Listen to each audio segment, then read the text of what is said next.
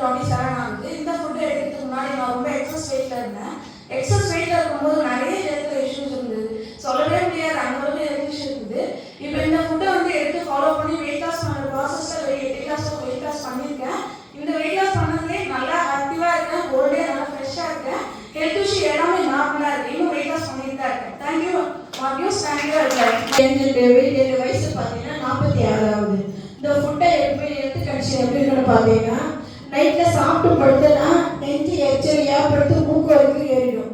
அப்புறம் பார்த்தீங்கன்னாக்கா சைடில் லெஃப்ட் சைட் பார்த்தீங்கன்னா ஃபுல்லாக மறுத்துடும். இந்த மட்டும் எல்லாம் ஆட்டோவில் பஸ்ஸில் ஏறணும் அப்படின்னு சொன்னாக்கா காலை தூக்கி ஆட்டோவில்லாம் வைக்க முடியாது.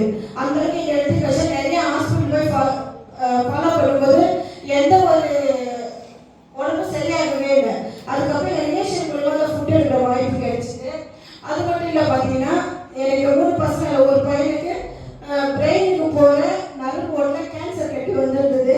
நான் 10 நாள் நியூட்ரி சென்டர் போகும்போது அவங்க அந்த ப்ராப்ளம் வந்துச்சு. அப்போ வந்து டாக்டர் கூட நான் கேட்கல, உங்களுக்கு குழந்தைங்களும் ஒன்று இருந்தாக்கா டைஜஷன் ஒன்று கொடுங்க.